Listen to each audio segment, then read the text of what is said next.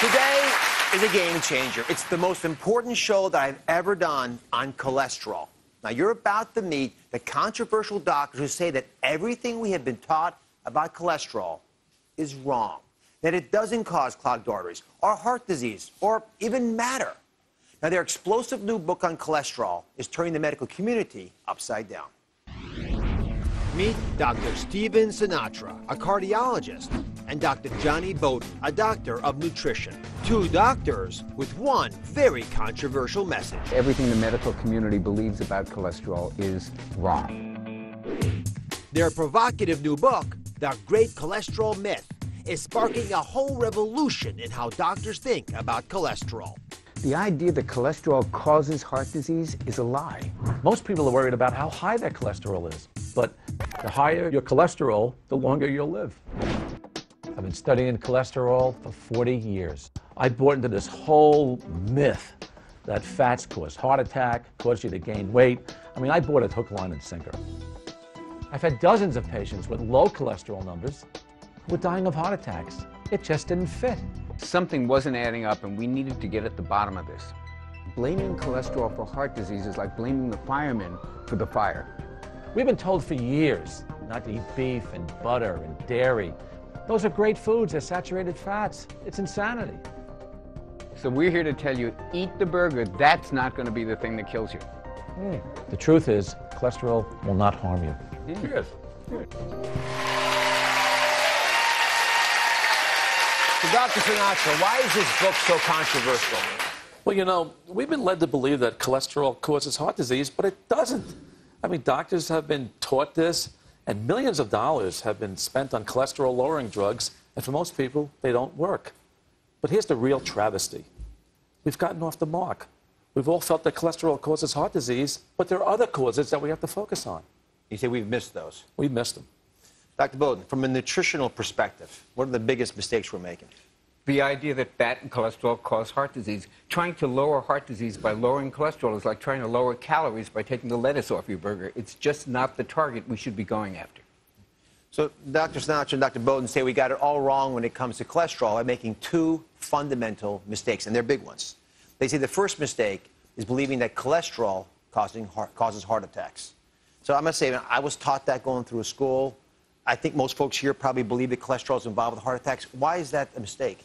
Well, first of all, cholesterol does not cause heart disease. Look, half the people with normal cholesterol have heart disease, and half the people with elevated cholesterol have normal hearts. So something's wrong here with this scenario. And look, you need cholesterol. It's vital for our cellular function. It makes vitamin D in the skin. It helps with cerebrovascular function. It helps with neurotransmitter function so we can think better. And it lubricates the skin. So it's a vital component of our lives, and it's protective. You know, it protects people from infectious disease of the GI tract, of the lungs. The higher your cholesterol, the less hemorrhagic stroke. And I got to tell you, the higher your cholesterol, according to some studies in Europe, the longer you're going to live. You're kidding me. So some are arguing that higher cholesterols are actually better for you. Yes. Well, the Framingham study, which is the longest-running study of heart disease, the Framingham, Massachusetts, the older people with the highest cholesterol actually live the longest. That's right in the data. Dr. Bowden, why is it that all of us came to believe that cholesterol in our food was a risk factor for cholesterol in our hearts? It's what we've been taught for decades, and you know, people believed the Earth was flat for hundreds of years as well, and it takes a long time to change those kind of perceptions. We've been taught this based on some research that was done in the 60s and 70s, which has since been shown to be extremely faulty. That research couldn't even get published today. It's been taken apart, but most well-meaning doctors who have no time anyway just don't have time to actually read the details of the research, because in that research it shows pretty clearly that cholesterol doesn't really lead to heart disease. It's a bad predictor. So I thought long and hard as we're getting ready for this show about how to explain this to all of you. So I'm about to show you why this book is so controversial and at its core, why it's causing such a debate among heart doctors, general practitioners, and confusing all of you. Now, at the center of the debate is this important question. Are the traditional cholesterol tests that we do even relevant?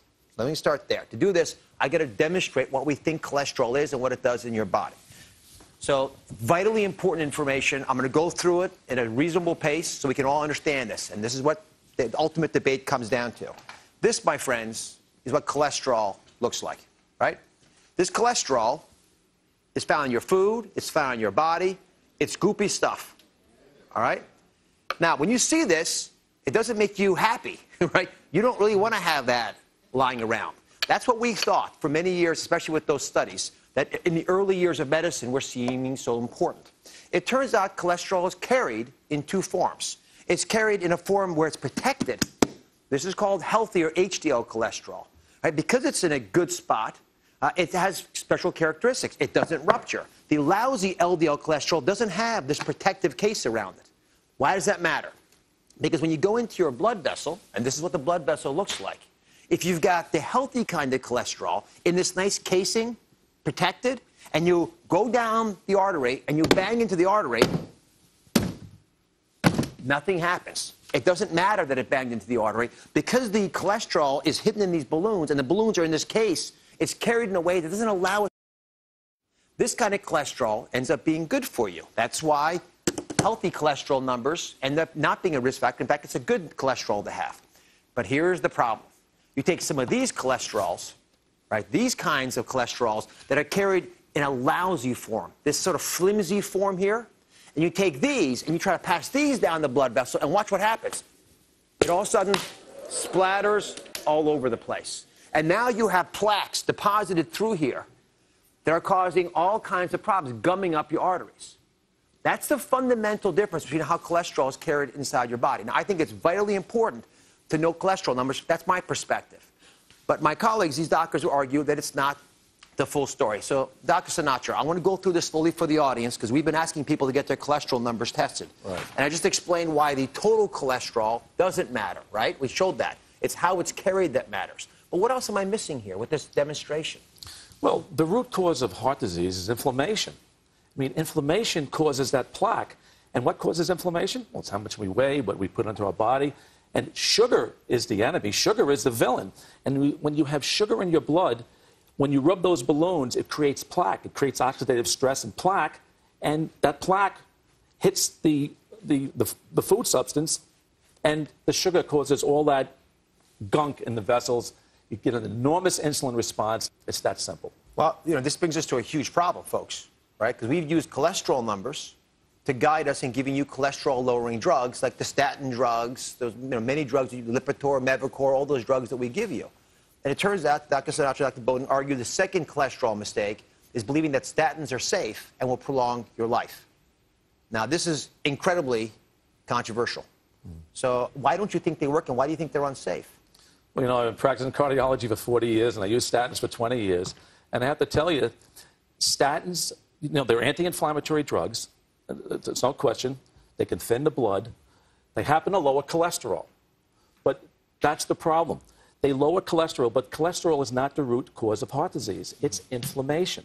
And these statins have tremendous side effects. I mean, tremendous side effects. So we have to really get away from statins. But statins will work in one particular population. Middle-aged men with coronary disease, preferably those men with a low HDL. So statins have some utility, but for the general population, especially women and children, I don't prescribe statins at all. None? None. Do you have no women in your practice who are on statin drugs? I might have less than 1% of women in my practice on statin drugs. Who here, if I can ask among the women, who's on a statin drug? Put your hands up. I mean, there's a dozen people just in this section of the audience here. So your guess would be, if they were in your practice, they would not be on statin drugs. And the most common consult I saw for years was women in their 30s and 40s that would come into my office and say, Dr. Sinatra, I'm on this cholesterol-lowering drug. Can I get off? I would take them off immediately.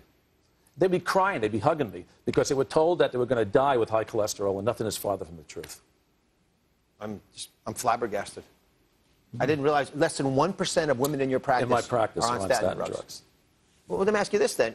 In general, if they tend to be safe, I mean, I know you say they have side effects, but I didn't realize they're as commonly reported to cardiologists as you're making it seem, then they would seem to be a relatively easy thing to give patients. Am I missing the boat there? No, they're easy to give patients, and that's the problem. But the side effect profile is enormous. The Women's Health Initiative in postmenopausal women showed a 48% incidence of diabetes on those women on statin drugs. And younger women in the Jupiter study can have a 13% incidence. So women got to be really careful about statin drugs, and they can also predispose you to cancer as well. So I am dreadfully concerned about statin drugs. Can I? Yes, please, Dr. Bowden. You know, the child's brain is not fully grown until age 25. The cerebral cortex isn't finished growing. We need cholesterol for memory, for thinking, for sex hormones. The idea of putting children on cholesterol-lowering drugs is just the greatest tragedy waiting to happen. It's a bad idea. Well, it's happening a lot. I know. But can I go back for 1 second? Because I'm blown away by these side effects you're reporting. So you're saying there's data that statin drugs cause diabetes Correct. and cancer? And cancer. And coronary calcification, memory loss, sexual dysfunction, muscle pain, liver problems. Well, why don't we hear about these more? Because they're grossly underreported. They are so grossly underreported, it's unbelievable. There was a tremendous study which actually surveyed doctors and looked at the side effects being reported. 65% of doctors never reported it to MedWatch because they didn't believe it was associated with statin drugs. Well, Dr. Bowden, if we're not going to use statins, then what would you recommend to folks if they wanted to deal with the risk of heart attack and blockages you just showed here? I talk about things that will keep the heart healthy, not just keep your cholesterol lower. Lowering inflammation, which you can do with foods and fish oil and certain supplements, but certainly with anti-inflammatory foods. Getting rid of toxic relationships, lowering stress in your life, getting some sunshine and some vitamin D, and being out and getting some exercise. All these things keep the heart healthy. And keeping the heart healthy is not the same as lowering cholesterol. So before I give my thoughts on statins, I want to just say I think we can agree that food can be a potent option. Huge. When we come back, I'm going to talk about the food prescription to reduce inflammation in your heart and how to do it naturally. So stay with us.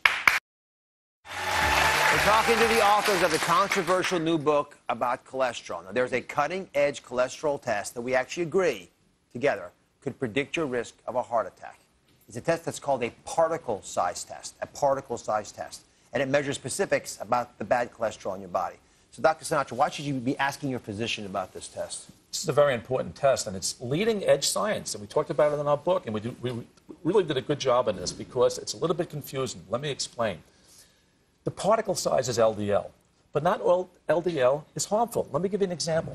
That large particle, LDL, it's fluffy, it's large, it can't get into the artery wall. It's not going to do anything, so who cares? This is an AB particle. That's an A. Now, this is a B particle. This is what we call a BB shot particle. So if you have your blood tested for cholesterol, you must ask your doctor to do this special particle test because they'll measure the number of these particles.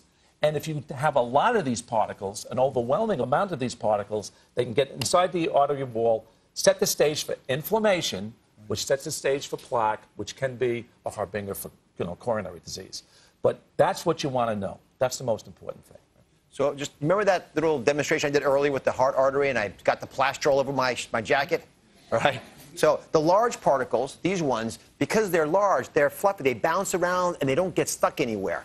These small ones get stuck inside the little nooks and crannies of that artery over there. When that happens, they bore their way in there. And by doing that, they're like grenades. They explode, creating all this inflammation. That contributes fundamentally to the plaque and to the risk of the heart attack. This is the big change in how we think about the role of cholesterol in your life. So how do folks find these tests? What do they cost? Actually, there's lots of different manufacturers. All they have to do is go to their doctor and say, can I get the particle size test for my LDL cholesterol? Because remember, not all LDL is bad. The television set calls it a bad cholesterol. This is healthy cholesterol. This is bad cholesterol. And it only costs between $10 and $100, and most insurances cover it as well. So you know what you're getting, right? Particle size test. Particle. We got clear on this. Here's my bottom line in cholesterol. If you don't have a heart problem, and your doctor wants to give you a statin, especially if you're a woman, I want you to push back. And in particular, I want you to ask for this LDL particle size test that you just learned about here. It's a test that's available everywhere. Go get the test. If your LDL cholesterol, the lousy cholesterol, and it matters to me what that number is. We're going to keep checking that on the show. And that's what you're going to get checked when you go to your doctor anyway. If it is high, you should worry about your heart, but don't just panic. You should actually then push to make sure you get this particle test done so you know if it's a big deal or not for you before you're put on medications. In the meantime, don't forget what Dr. Bowden said. It's your sugar in your diet that's the problem. It's even worse of an issue than the fat in your diet. So you got a little bit more freedom to eat some of the foods you love, but be really strict on the sugars. That's where the problem is, not just for your heart, but for your waist as well. Did I get it right? You got it so right. Finally. All right. Up next, secrets to boost your energy and to stop overeating. Stay with us. Great job. Great job.